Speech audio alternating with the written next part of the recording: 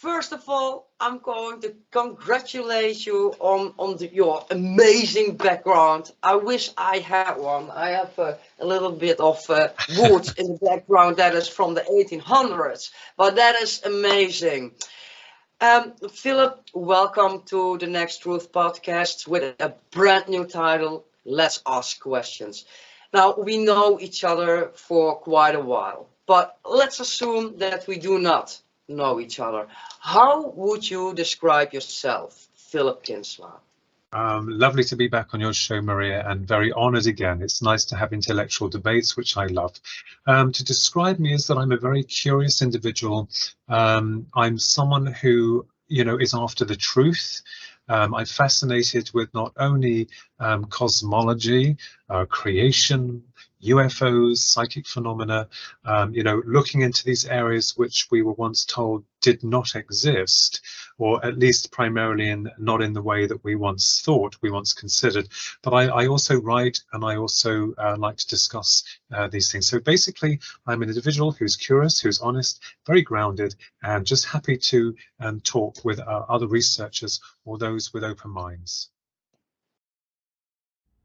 What are the basic requirements for life? Could life have arisen outside the solar system? Could the theory of quantum immortality be a plausible answer for us to witness dimensional visitations? Or should we aim our thoughts in the direction of thermodynamically photosynthesis based on stellar radiation being the smoking gun, the optimal source of energy for extraterrestrial life to rise? Welcome back to the Next Truth podcast. Let's ask questions.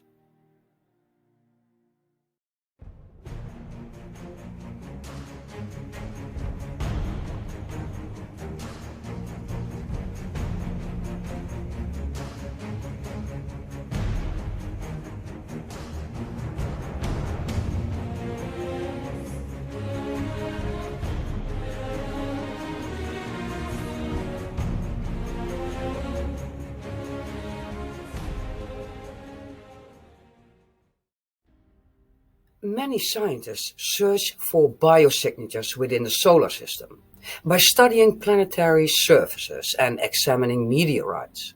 Some even claim to have identified evidence that microbial life has existed on Mars.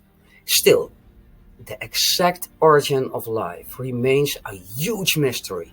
However, this does not mean that it will always remain so. I am your host, Maria Anna van Driel, and today I'm welcoming back clairvoyant medium, UFO researcher and co-host of the radio show Twin Souls, Philip Kinsella, and discuss with him how likely an evolution of intelligent life outside the borders of our cosmic freezer is. And anyway, his theory is that the suns, our sun, our great sun, and billions of them out in the universe are spewing out this plasma. And this plasma, they reckon, is intelligent. It carries information because, as you know, the plasma is one of the four fundamental states of matter. And one of the things they found from the charged particles of the ions and the electrons is that they suppose that this is intelligent and that this plasma surrounds everything in the field. And if you think about it, the human biosphere is an incredible mechanism. I mean, until it goes wrong, obviously, but in the biosphere that we inhabit, if you think about it, how incredible we are. And the brain itself, as I've always stated, is merely not just there to work to the body and make sure the functioning is correct at a biological level, but also to enable the facilitation of consciousness to be affixed to this time and this space in each and every one of us. So looking into the many aspects of what we call the paranormal, or in what a lot of scientists term pseudoscience, is not so pseudoscience now, because they're beginning to find out that consciousness is indeed something that's incredible. It can evolve evolve from the simplest of things. And yet when we think about consciousness, I believe that our universe is I think it's a conscious entity. I believe that. I believe that the universe is a memory bank of creation, and that we're all part of this cycle, and we're all in tune with the universe. And I think the Darwin's theory, I was going to say Darwinism, I couldn't pronounce the word, but Darwin's theory, and also a lot of the clockwork mechanics of science are now coming into question. And I think it's all due to, you know, not only quantum physics, but also, you know, varied levels of quantum understanding. And of course, as you know, with anything in science, science is constantly evolving, but the more it evolves, the more we discover, the more we find. Well, it's more than logic that the universe then is conscious or consciousness when it's containing waves.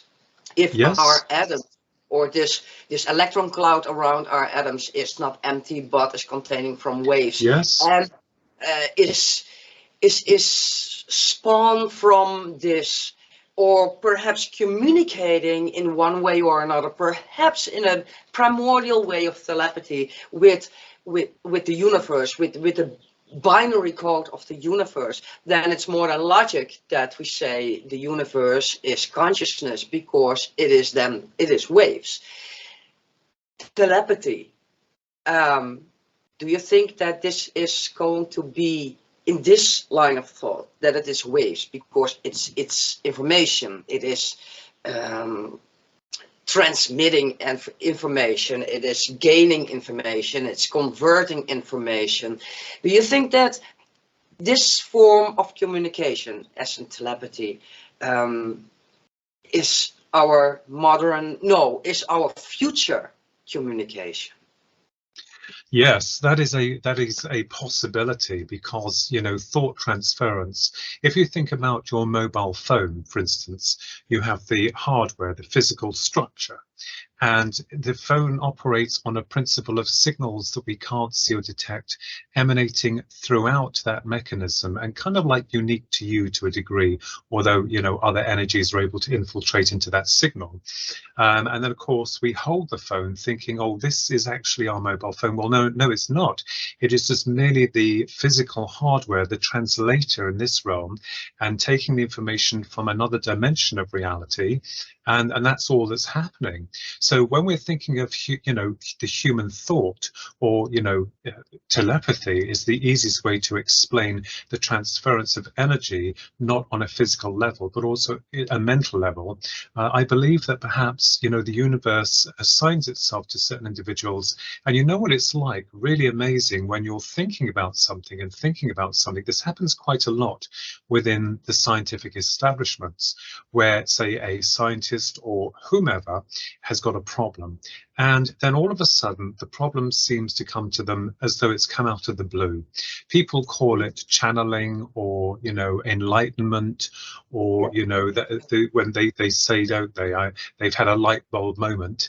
I think what's happening is that all of our consciousness is connected in a pool of consciousness, and I think that we're all connected to this pool of consciousness, call it the universe, or maybe beyond this what we call physical universe. There is every reason to speculate that perhaps we are a multiverse, or perhaps that we are the birthing or the remnants of a much older universe that's coming into being. So it could be that this information is being transferred through from, say, an ultraverse or a hyperverse, or, you know, another dimension. To my mind, we have to look at all parallels with regards to this. But certainly what's interesting is that this pool of information, I think we all have access to that. It depends on how we think or how we operate. For instance, some people are you know, they can't be bothered to do anything, and of course the neurological biological hardware, I'd call it hardware, that's biological, you know, is like, no, I'm not interested. But if someone is really open, or they open their mind, it's called opening the mind, then I believe that they would be rewarded at some point with an idea, because it's coming through a central pool of consciousness. And it sometimes happens where two scientists or three scientists, and heck, not even scientists, they come up with the same idea more or less around the same time. And it's like, well, who's assigned the rights to that idea? So, you know, I think this is fascinating. And I think that from our perspective, perhaps we are just beginning to grasp the nature of reality through our understanding of the universe, because although we say, oh, you know, I'm looking into life after death and what happens to us afterwards, but primarily the main function of consciousness does seem to emanate from the universe. And I'll just quickly add here before I finish this bit. Astronauts have made some quite startling references to the fact that then when they are taken away from the Earth's stratosphere and in the chasm of space itself, something changes within them. They feel detached. They feel that they understand more about creation, and maybe it's because they're more in line or alignment. They're not so trapped here on Earth, and, you know, as we all are, we gravitate to this planet, but perhaps because they've been removed from the gravitational field and pull of the planet. I'm not saying that gravity has anything to do with consciousness, but you know, all these forces that hold us down may prevent a new opening of awareness of how we currently operate. So that's my idea of it. Well, perhaps these waves that are swirling inside of us suddenly start to vibrate differently, perhaps more in tune with the universe, and so picking up the binary code, the primordial binary code, yes, or perhaps a binary code that is from 2 or 3 big bangs before ours, that where we have spawned from. So, but you mentioned reality and multiverses almost in the same sentence, and now this is something that is I find this so fascinating. The theory of quantum immortality. And somehow it is linked to multiverses and different realities. And I was thinking, if it is possible that this theory is fact, and that it is possible that in the moment that our physical clock is stopping, and that we go into this state of energy, and we swirl into the big space, into the cosmic freezer, that we tap into a new reality, or yes, in the real reality, and that this is a dream, that this is just an experience for a very brief moment, so that we do not die. Quantum immortality in this case is fact. yes. We do not die. We are somewhere, and that this communication, this telepathy, these waves, this consciousness is tapping into our reality we are aware of right now. And that we are our own aliens, and we are communicating with ourselves, trying to present something, trying to give you an idea or a direction. Yeah, and I have an idea about that. I have several ideas about that. I was interested in the concept of survival after death, and there is every evidence to support the hypothesis that consciousness survives death. People report going down a tunnel towards light and then seeing another dimension of reality. And this theory fascinates me in the sense because, if I may explain a few experiences that I've had that have been very profound, and it doesn't mean to say that you can travel to another universe and you have to die.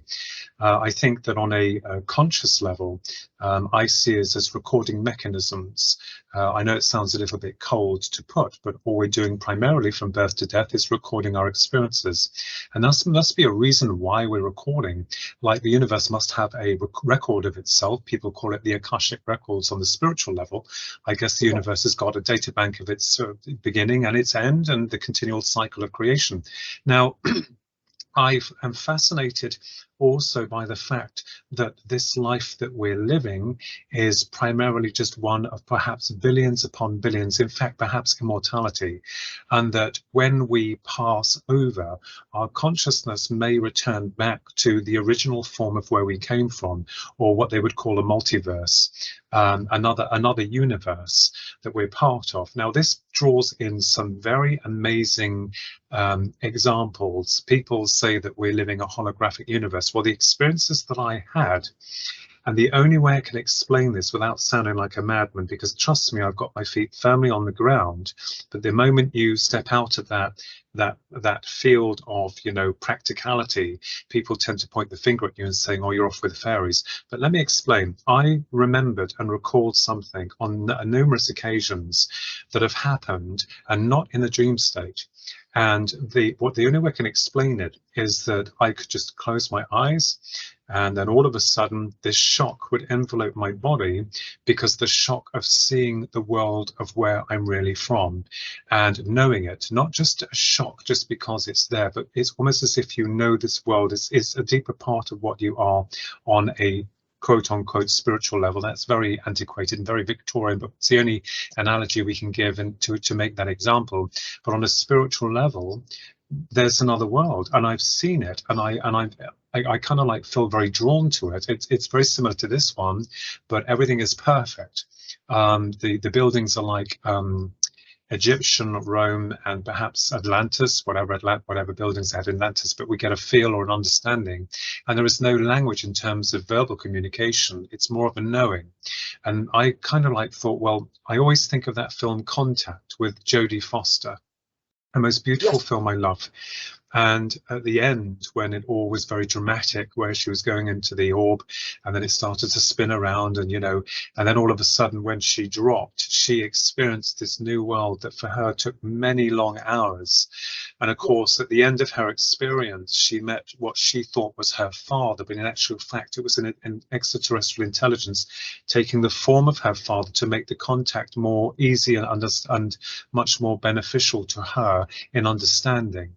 And then when she had finished that experience and the ball came down and hit into the water, when she was being, you know, questioned by, you know, I can't remember if it's Congress or Senate or whoever, and they said that the pod just fell, that she couldn't have had this experience. But clearly in that film, I think what Carl Sagan was trying to state within his book is that although we take things for granted on a physical level, it's possible that our consciousness, which operates outside the sphere of time and space, exists elsewhere, and that other intelligences, as I have argued, especially with my work, like your mobile phone network system, again, I have to use this as an example, is that those other signals may not hijack, but intersect with yours, and or pull you outside of your temporal base of reality. And when you're joined by that vibration, you will be matched by its frequency. So there'll be interaction on some level. But because we're on a physical level of interaction, we have to come back. And this is why when within the UAP research, with regards to so-called grey aliens, as they call them, which I believe are real, it could be, we have to be open to the concept that they may not be alien, that we see alien, that they could be another mechanism that has found a way of storing or, you know, building this information within themselves and projecting themselves into our reality. Because, you know, we all know that you hear the stories of people wanting to be immortal, right? And freezing their bodies, bad mistake, especially if the freezers, you know, have a power cut. But I think consciousness itself, when we look at that, may have and is evolving. But I think that we're finding that perhaps we are seeing an example of what we could be in the future, coming back to this point in time to seeing ourselves. And very quickly, an experience that we had, my brother and I, on the 9th of April 2016 at precisely 11:15 p.m. at night, there were three huge circular objects. It's been written about and God knows what, hovering over us as we came back from a late meal. And There's some very interesting theories about what that could possibly mean.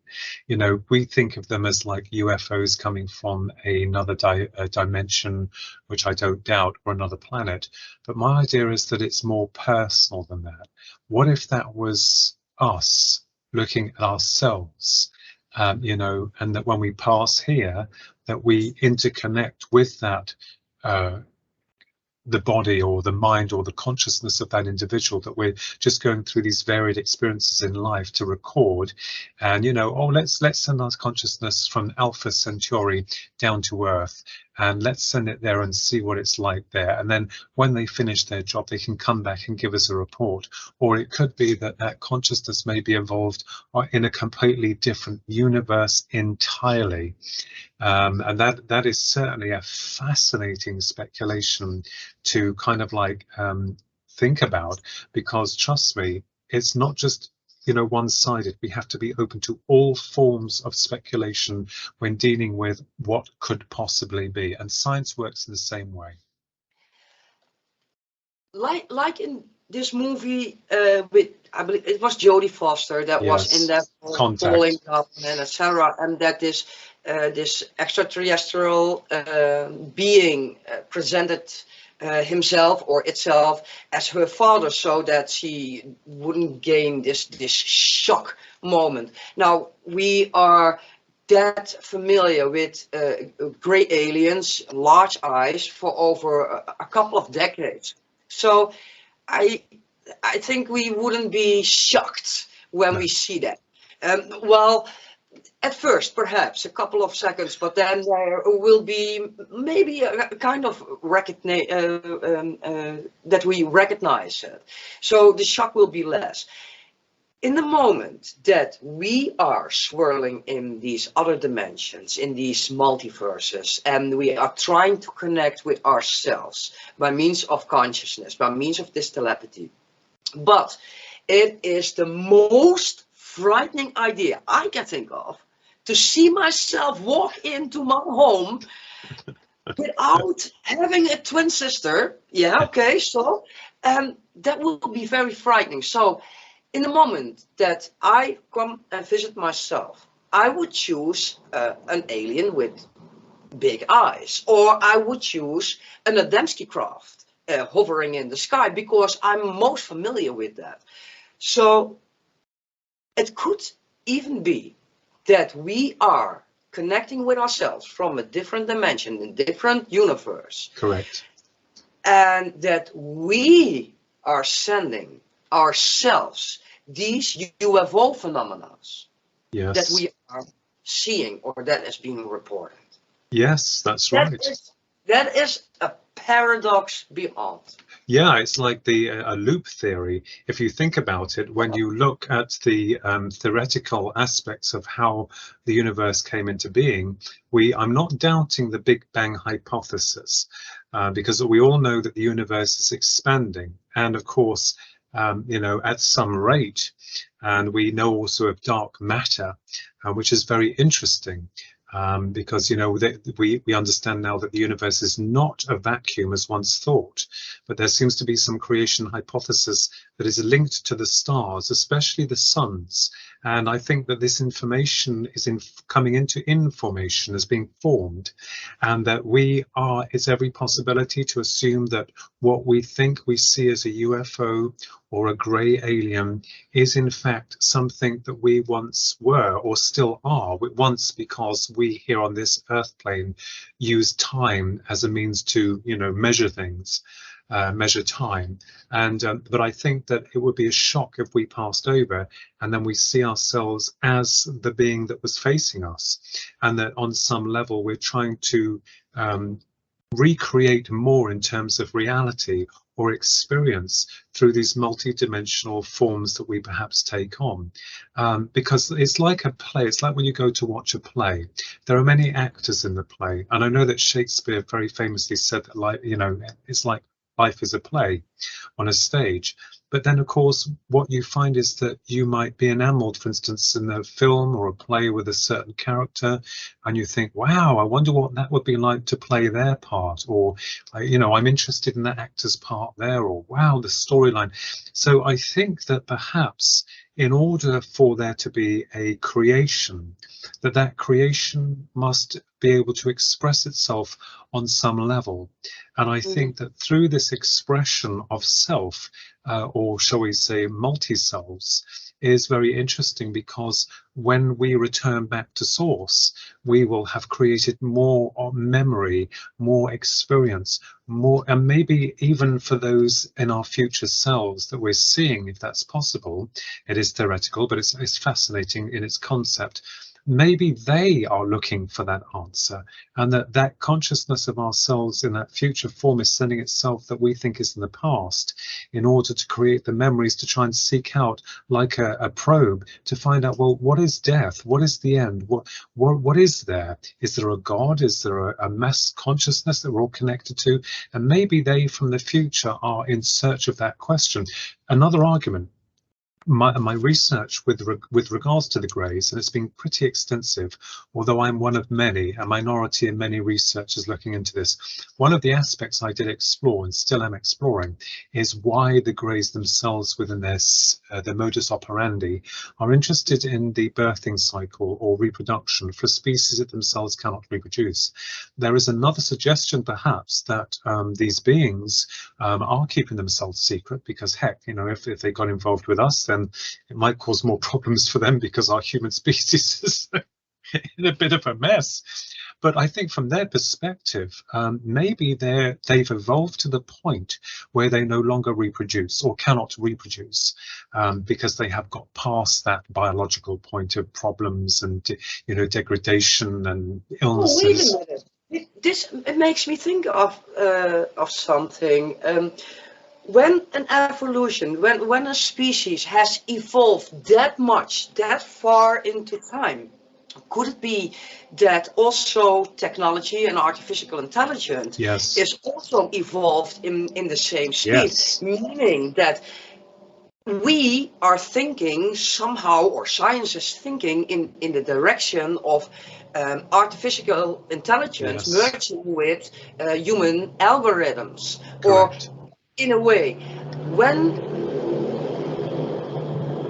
there was a motorcycle, when an advanced species has gone that far and has evolved in this artificial intelligence with an algorithm of its own species, it's more than logic, in my opinion, that these creatures cannot produce or reproduce themselves. Correct. Because it's artificial intelligence. Yes. It's not biological anymore. No, that's right. And one of the key questions is, why would a species who have, you know, replicated themselves, as most researchers believe, as the great aliens have through the process of cloning and some kind of AI, we don't know. People say, you know, will AI be an actual pure form of consciousness? We don't know. We can't answer that. But why they would be interested in reproduction now, that is, I've worked on that theory for a long time, and that also takes into question the inherent dangers of cloning on a spiritual level, and through the act of reproducing, which we do on this planet. Everything reproduces on Earth.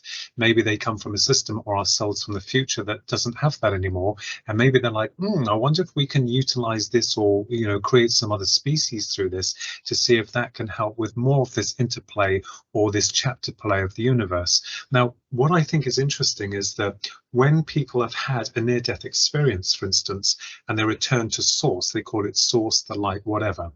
A lot of times people see a light, and then all of a sudden they're able to communicate telepathically with their loved ones, who I believe will appear as they knew them in this life, as a kind of like a comfort thing, because we don't know what happens to the core essence of that consciousness when it primarily gets into the deeper state of a near-death experience. We don't know.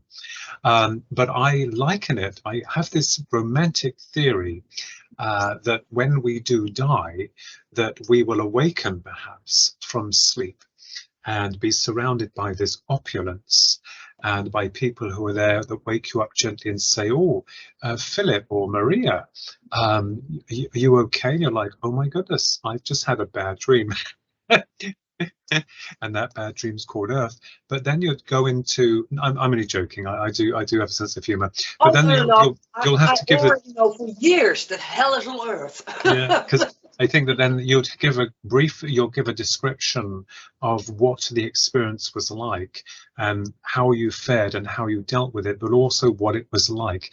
And I think within the symmetry of space, the other thing that fascinates me, and I've got to say this, when I was a young boy, I've always been interested in space and anything to do with the supernatural, anything that happens that the system says doesn't happen, and then you find it does, and you want to find the truth to that. I had this idea that if I jumped from Earth, from the top of Earth, and I kept falling down, would I end up coming, sorry, if I dropped from the bottom of the Earth, I'm sorry, and kept falling down, would I then appear back on the top of the Earth?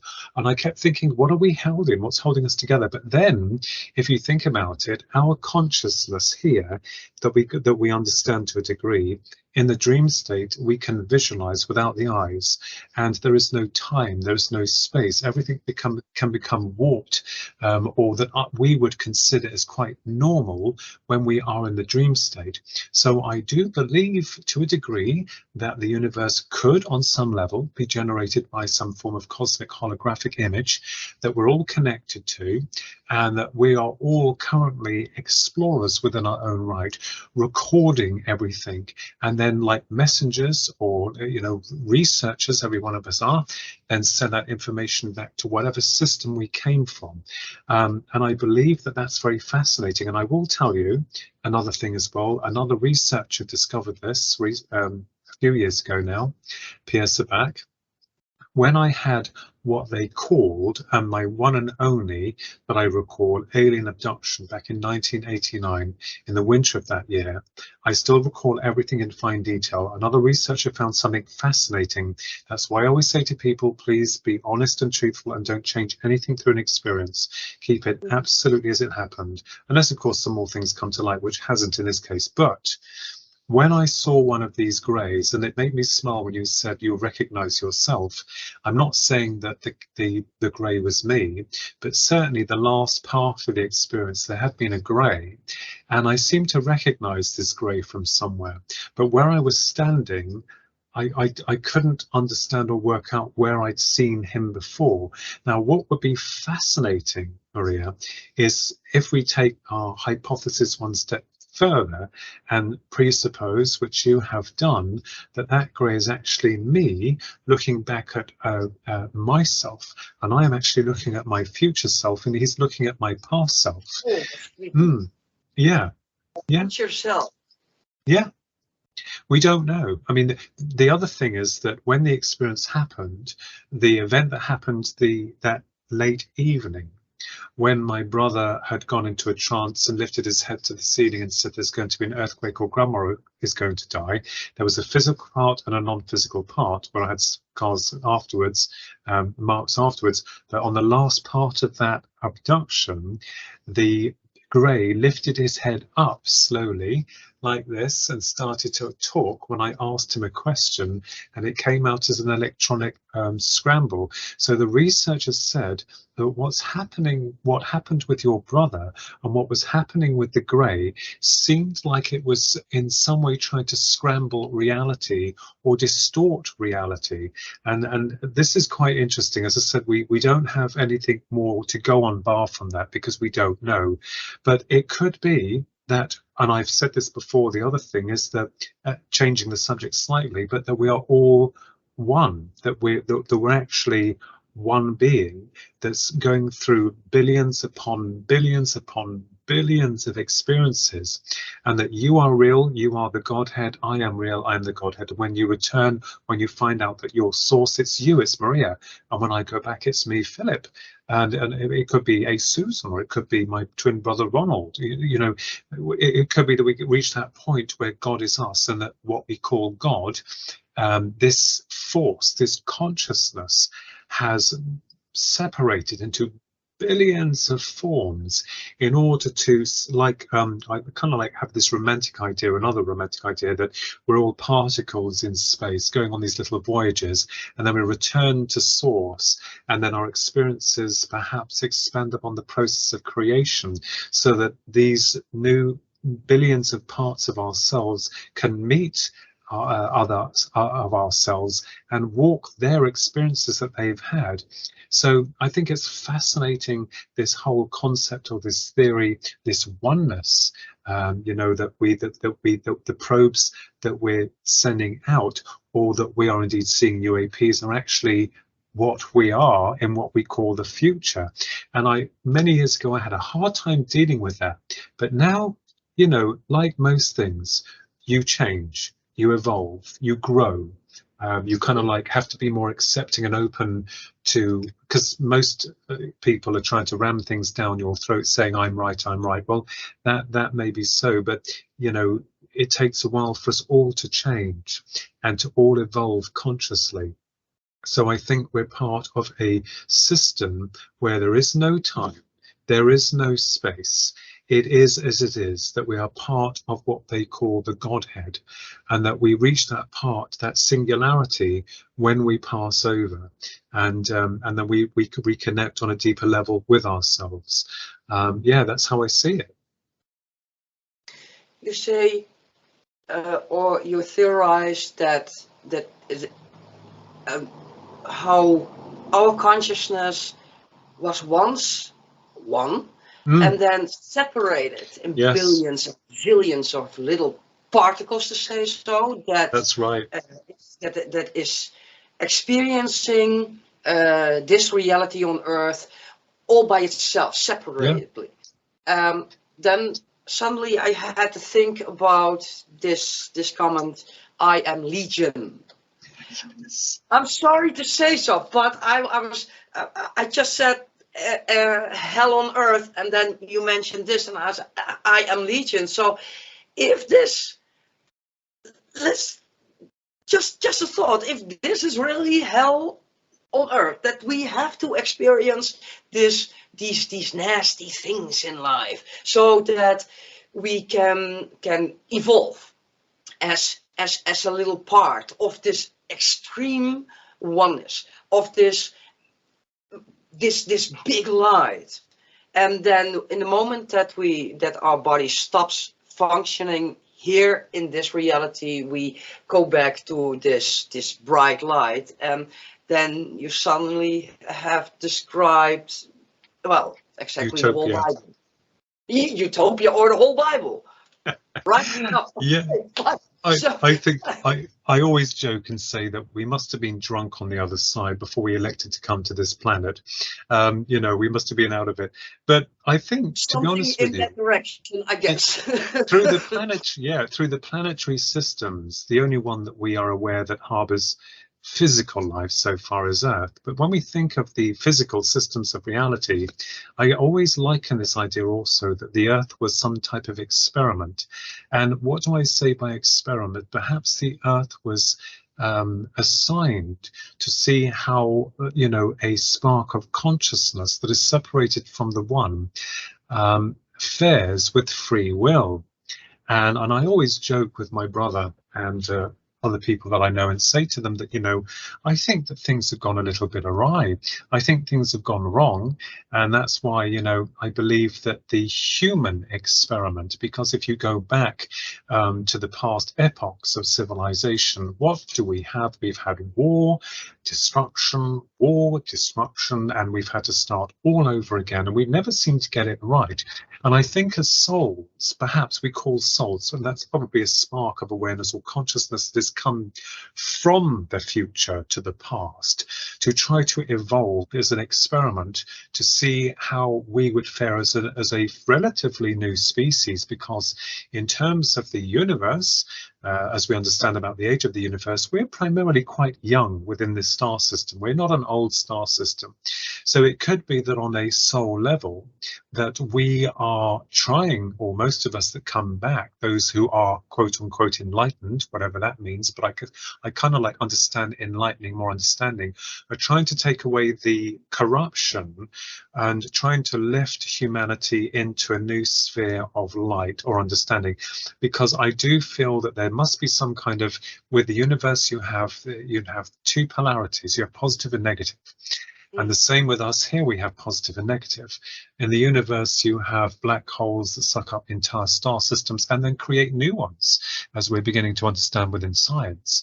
And I think that here, maybe for us to go through these varied polarities of destruction, of pain, of suffering, all these types of things are trying to teach us that when we have evolved, when we've moved past that point, then we really can move forward and understand what the universe feels like in its physical form. Ouch, that hurts. Oh, that's not nice. Oh, they're horrible.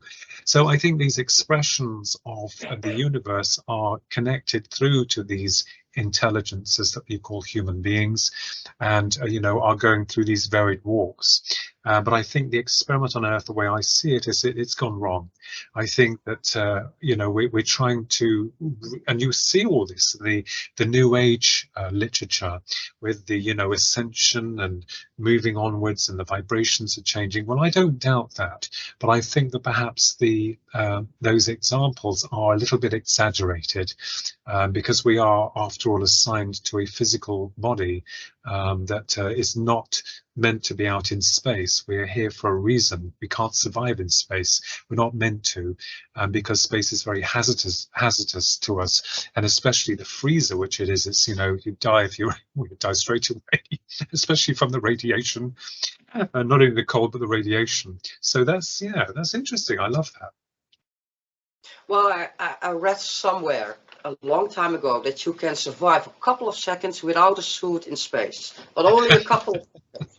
So, but yeah, you say space it's a big hazardous situation, and that also makes me think. Well, like I just said, perhaps these species has evolved that much that it's a biological or no, an artificial intelligence with algorithm and a kind of biological suit around it. I don't know how to describe it other ways. But I also was thinking right after that, but then it's more than logic that alien species from wherever they are from, if they are a different species than ours, than we are, it's more than logic that they are start talking to the government, because they think probably that there is the secret of the new technology, etc., instead of us, our civilians. Still, there are people who are reporting UFO sightings, and let's set aside that it might be possible that we are doing that by ourselves, that we are sending this by ourselves from a quantum reality. Yeah. Say it is really from a different planet, from outside of our galaxy, or 50 galaxies remote from here. So why do you think, according to you, why are these people chosen, or why are these people are being visited by these extraterrestrial life forms? Yes, that is a very good. Yeah, well, I will say to you, Maria, that is a very, very interesting question, and one that still puzzles us, but we can theorize, and let us theorize. The person who is the genuine people who are having these experiences, because we have to be careful, but we only deal with genuine cases and genuine accounts and people who are not off with the fairies, so to speak. Maybe it's something linked to their evolution. And you know, there was an author called Dolores Cannon, who was an amazing lady in America who wrote loads of books, and she did a lot of regression or quantum regression. And Ronnie and I do know Kathleen Marden, the most wonderful Kathleen Marden from the United States, who is an author, and her parents were Betty and Barney Hill, the very famous couple who were abducted in New Hampshire in 1961 in USA. Now, what's interesting is we're trying to find out whether or not the individual themselves are, as you said, looking at a future part of themselves, and that maybe that intelligence of ourselves is coming back into this form. But the question is, why on earth would we go through some form of spiritual devolution in order to reconnect with our future selves? What purpose would that be? But once again, I have to state categorically that if we ourselves, our original selves, are so highly advanced in terms of intelligence, in terms of memory, in terms of algorithms, you know, maybe it could be, what about this, Maria, that actually that we are some form of evolved computer consciousness that is seeing how to integrate with biological matter. Have we ever... That is first, that we are the artificial intelligence and they are the biological one. Yeah. Okay. Have we thought about that perhaps that the beginning of all of this was some type of, you know, dare I say it, some type of computer, super advanced computer that wants to know what it's like to be encased in material matter, to see what it would be like in flesh. We have to look on both sides. We always assume that we are evolving towards the computer technology, when actually it could have been the computer technology to begin with, what is creating all of these effects of biological matter. And this universe has been equipped just for that. I used to wonder about the universe. I used to think, well, where is the edge? Where is the outer rim? But it could be that, and as we know, that when we look out into space, we're looking back in time because of the light that's being thrown from our sun onto the planets, and you know, we're looking at the past. So it's highly improbable that we can actually reach another star system without dying before we get there. And they say that the further you move away from the Earth, the faster time becomes on the planet. So this whole concept of time and space is so amazing. Well, that is more than logic. When space, when the universe are these waves, and consciousness is waves. In the moment that we experience a near-death experience, or that our body really stops, then you get that beep. And in the moment that you die, people, when they come back, they say it was, well, at least time there and here do not correlate. Exactly, correct. So when you're out in space, it could be that these waves around your atoms are being stretched, so that time is going faster here and stops somewhere.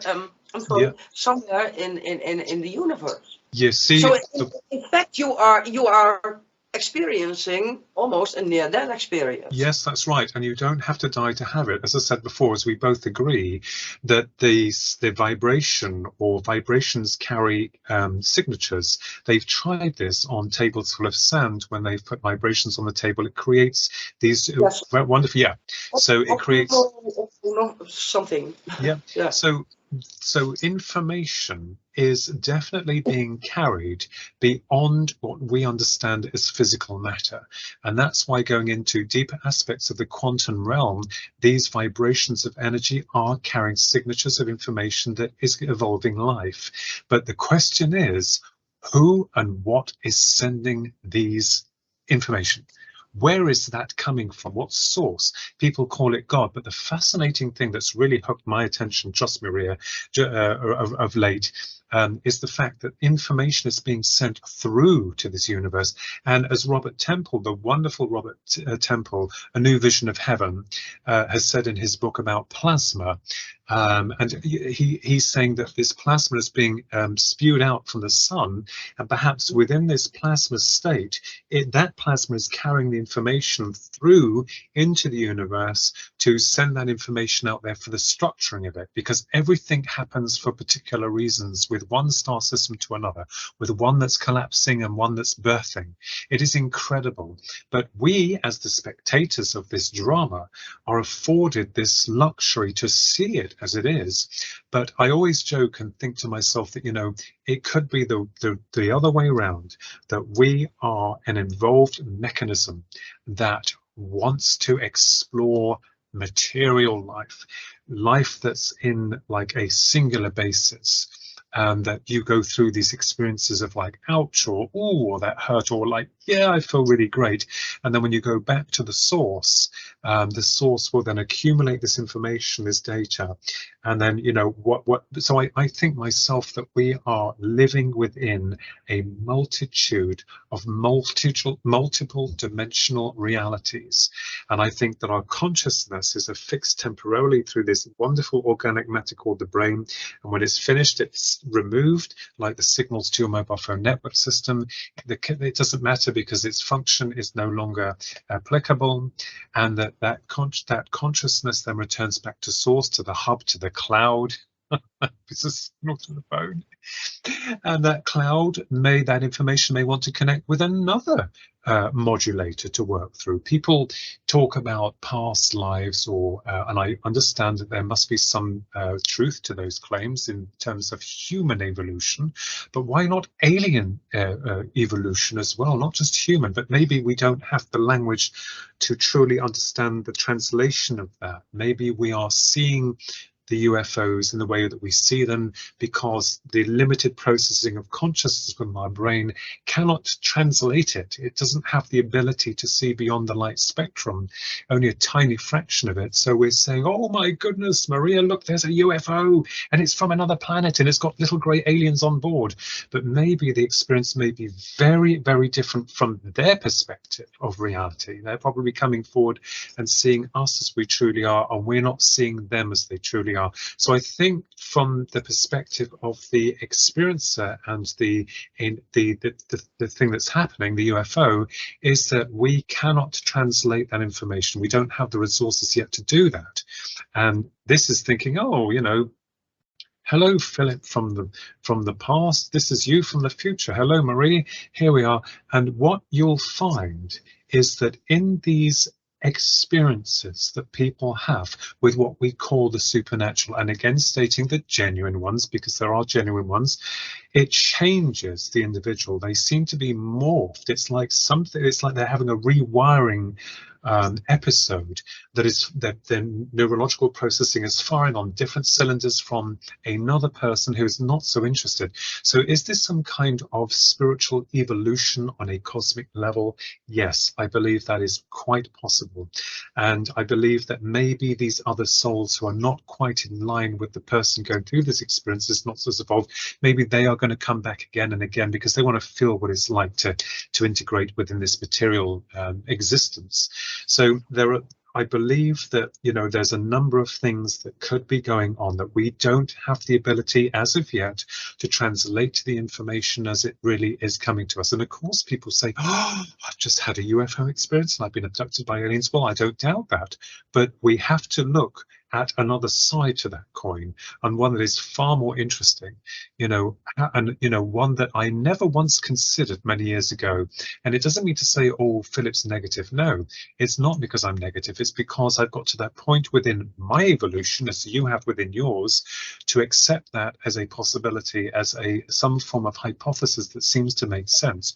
Or it could be that what we're seeing is the universe trying to connect through to us, that the one mind consciousness is linking in with you personally to say, you know, as a God force, as we call God, because we have to personify it, we have to give it human form, don't we? Why it was a male, I don't know. Why didn't she turn up as a female? But then we have Gaia, don't we? So I think there's a number of things that I think are fascinating. So when I talk about UFOs and aliens, you know, I'm not so set against the premise that they are from another planet, or that, you know, Zeta Reticuli has a life form that's very different from us. I think there's a number of things that's going on there, and which does primarily affect not just the belief system of the individual, but also changes them as well. And I think that's got something to do with how we're evolving as a species. You say that people change in the moment that they experience something that is in their experience from out of this world. Yes. I just said from why am I not being visited? Well, I did have a couple of experiences, but I don't know if I can, well, pour that in the jar of UFO or alien experiences. As I mentioned in my previous podcast from last year, I explained that I myself have particular skills, if people like to like that. But these skills have always been with me. So, and I had a particular experience that when I was here in Germany, in the beginning that I was here, but it never changed me. It didn't change my skills. It didn't change my mind about if there might be life outside there other than ours.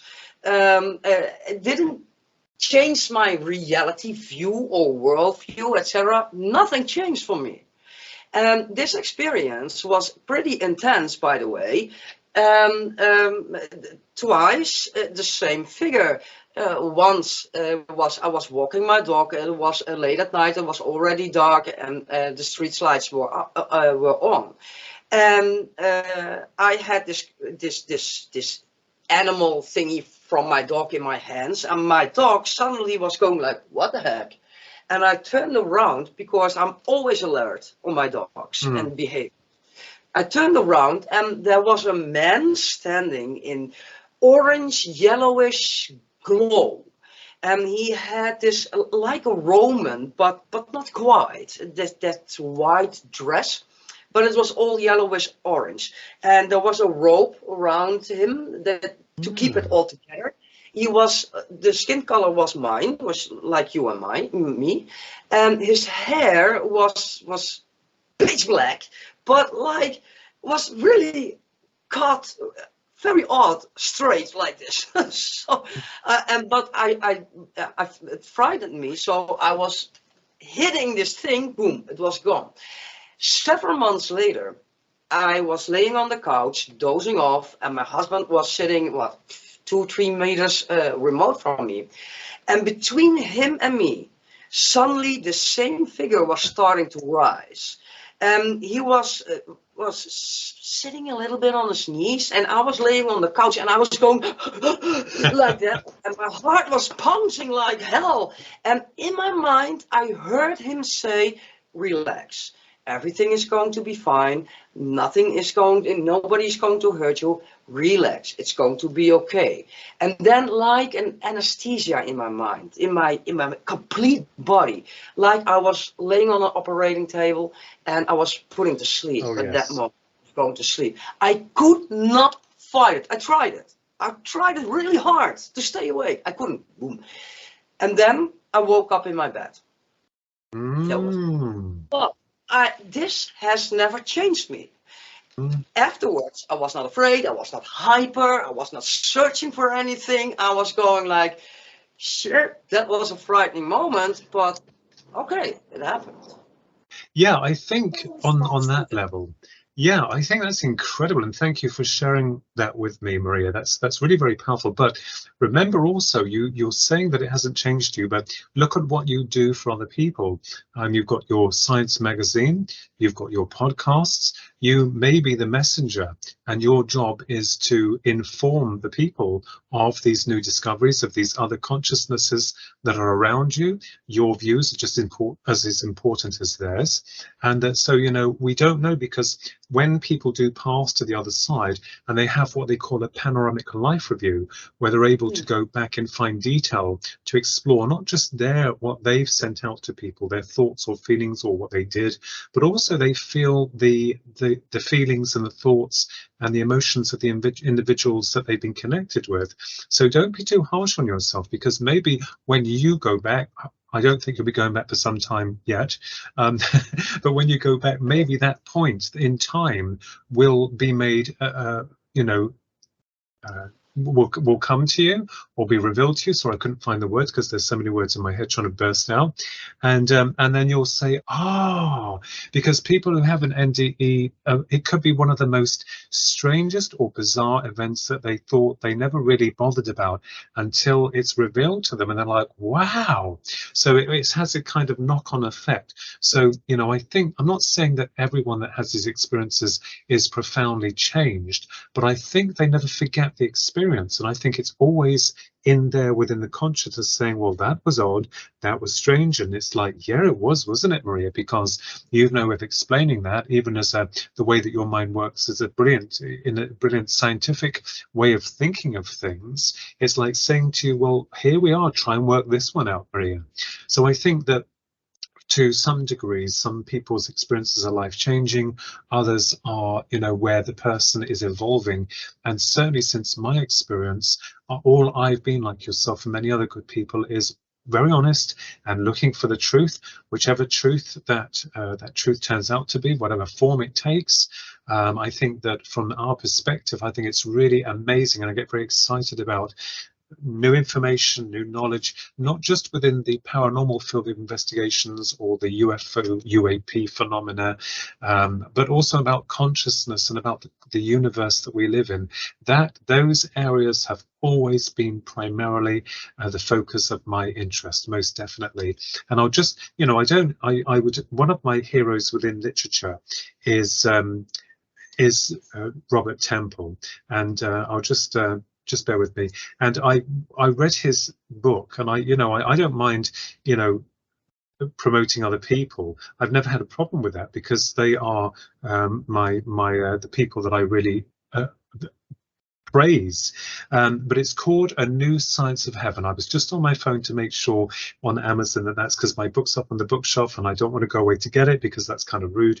But it's called A New Science of Heaven: How the New Science of Plasma Physics is Shedding Light on Spiritual let me just read the rest of that, sorry. On shedding light on spiritual experience. So A New Science of Heaven by Robert Temple, Professor Robert Temple, and how the new science of plasma physics is shedding light on spiritual experiences. And I read lots of books, but I read that one and I thought, I used to have a plasma TV. We used to have one years ago. And the damn thing would turn on and off, even when you thought about it. And if you read that book, you'll find out what he means about plasma. And he talks about the energy of plasma, and especially with the what people call ball lightning, which he believes could be some form of plasma intelligence that's recording. And it really was an incredible book. So if you're interested, Maria, when you get some time, it's a big book, very, very scientific, but the layman can understand it. That's what I love, when the layman can understand, because I'm not a scientist, I'm not clever, but when the layman can understand the language, that is what it's about. So, and I've always said, I love the guy. I've read his Serious Mystery and his other books as well too. But yeah, so there we are, plasma. There we are. Just so if you see a plasma ball coming towards you, run. Okay, I will remember that. They joke as well with UFOs. I don't want to lose any information or knowledge by an intelligent plasma ball or something stealing me. So, well, but when this book is speaking about or using physics and quantum physics, Oh, well, yes. that's my kind of field. Yeah. So I will retreat myself for the next 6 months from the Earth and read that book. So what was it again from Robert Temple? Robert Temple. Yeah, Robert Temple. About plasma.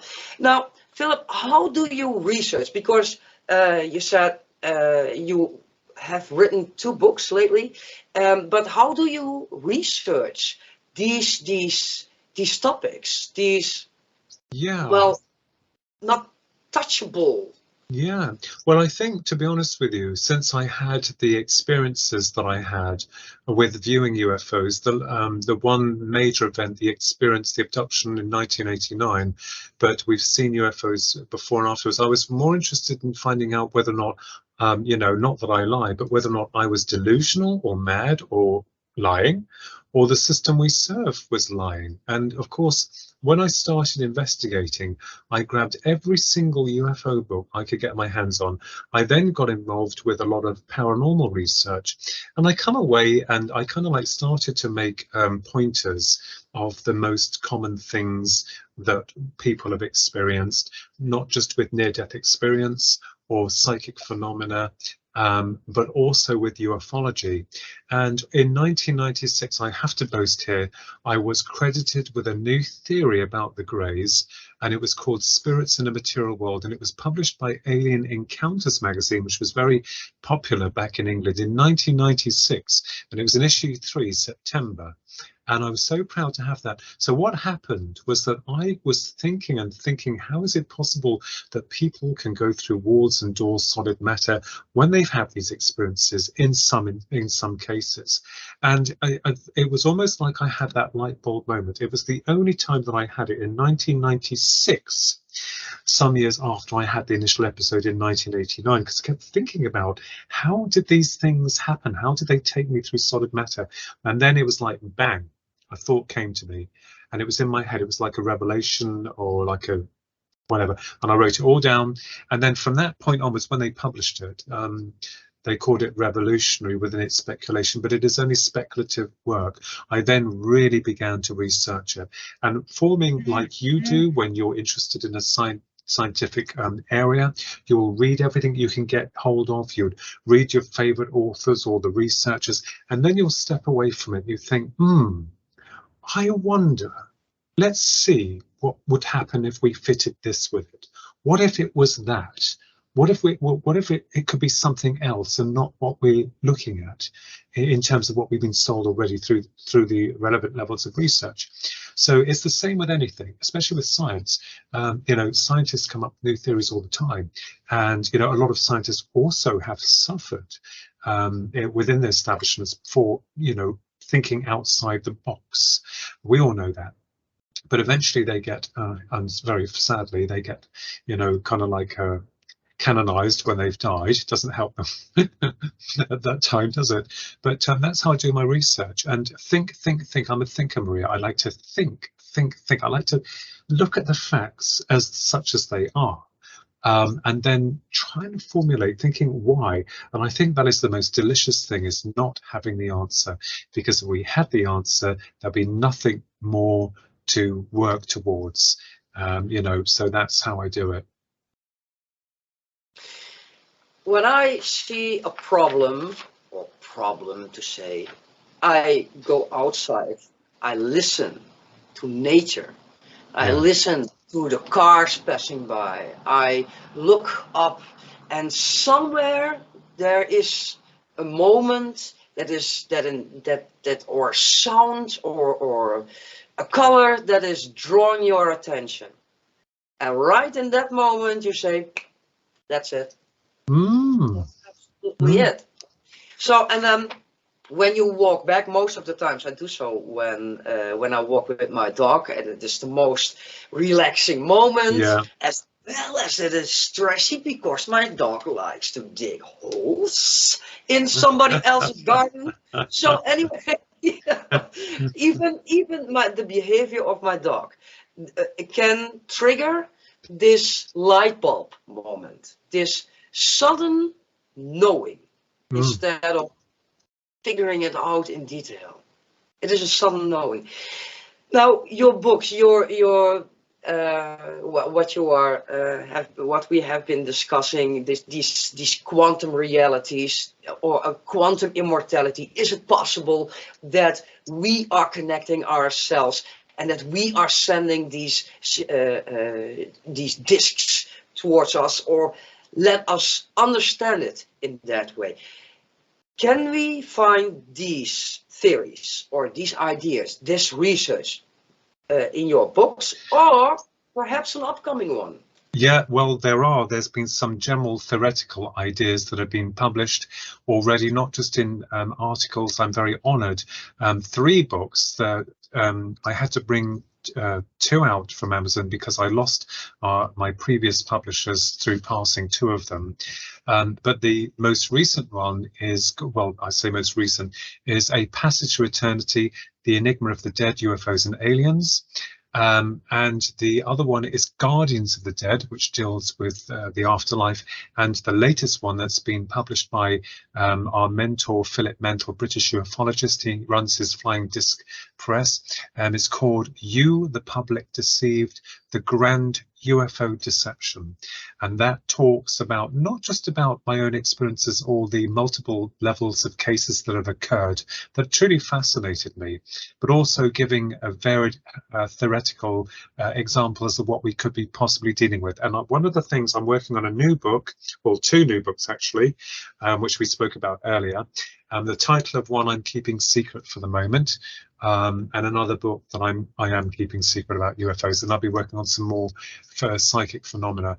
But I think it's fascinating, I think, to be able to think and to, postulate as to what we possibly could be dealing with is incredible. And so that's the books at present. A Passage to Eternity, paperback and Kindle, Guardians of the Dead, paperback and Kindle, and You, the Public Deceived, the Grand UFO Deception, which is on Kindle, paperback, hardback, and audio. So it's very also in audio. The Light of Consciousness. I would love to read it. I've got one more question for you before we are going to close out. Like I said, I have a primordial monkey brain. And even though I know a lot of physics and quantum physics and that kind of stuff, still technology and we do not communicate in why, I don't know. But SETI, and I believe it was from NASA, that a photo was released, and I quickly made a snap from it, and it was on LinkedIn. And SETI had published this as well. Immediately I was thinking, what if life on Mars? I hope you can see it. Can you see this? Oh yes, isn't that one of the downed crafts that they put up there previously and it crashed?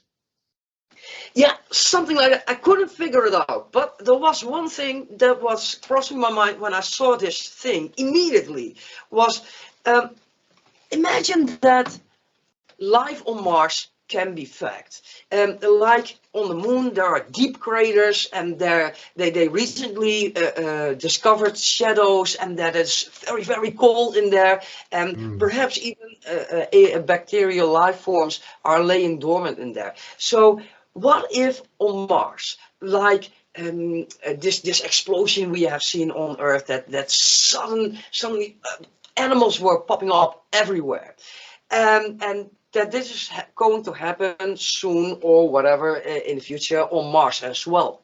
I don't know, solar flare. And they see this thing. What will they think? Aliens? First and foremost, they will. That is, if NASA are very open and very honest with a lot of the information that they release to the masses. I think a lot, as we know, is covered so that we are not scared as a species, or there are other alternative reasons why we're not shown that. I always believe that Mars had once been inhabited. I believe there's every possibility to assume that the inhabitants of that planet may have been involved in some type of cosmic catalysm, even destroyed itself through some type of war, where the stratosphere was shattered. But I think that life may have come to Earth. So if you think of a grasshopper hopping from one planet to the next, like hopping, the moon itself, as we know, is a very bizarre so-called object, because it shouldn't really be there. And that's been written extensively about by scientific establishments, those arguing for and against. But it's possible, I think, that, you know, life, I do believe that life did evolve on Mars. I believe it was intelligent life, and that what we're seeing is the reminiscences of our past, or a past culture, the ones that existed. I think a lot of the pictures are being doctored, and the famous airbrushing technique that NASA had done on the moon as well as Mars, well, I mean, that would not surprise me in the least. You know, but it could be possible that, you know, what we're seeing here is that, you know, perhaps we're looking at things the other way. Maybe we're in the process of seeing Mars evolve with intelligence. So it's quite possible whichever way we view it, but it's very much an area of fascination, isn't it? Yes, it is indeed. Philip, I see that we have passed the hour, so I'd like to thank you for this amazing conversation. I can go on for another hour, but but before we close out, can you tell us where we can find more information about your books, which you, by the way, just mentioned? You have a radio show yourself. Yes, the books are available on Amazon. I think everything in the world is available on Amazon. That's why Jeff, what's his name, is able to afford to get himself in space, or the stratosphere, just above the stratosphere anyway. Lucky devil. And also you can find me on social media, Philip Kinsella, or our website, which is mine and my identical twin brothers, www.thekinsellatwins.com. So that's www.thekinsellatwins.com, and you can find us there. And yeah, so that's where you can find me. Or my brother and I also run a podcast called Twin Souls, and that comes out once a month through the PAUK, Paranormal UK Radio Network system, that's affiliated with, we're affiliated with them. So yeah. I'd like to thank you all for tuning in today on the Next Truth podcast's Let's Ask Questions. Make sure to visit our website. That is www.nexttruth.com. That is nexttruth, all in one word, .com. And let us know what you think about our podcasts. While you're at it, if you find value in this show, we would appreciate a rating on our website in the section Testimonials. Or subscribe to our YouTube channel and share the links on your social media. I am Maria Anna van Driel with the Next Truth. Let's Ask Questions. Be sure to stay tuned for our next episode.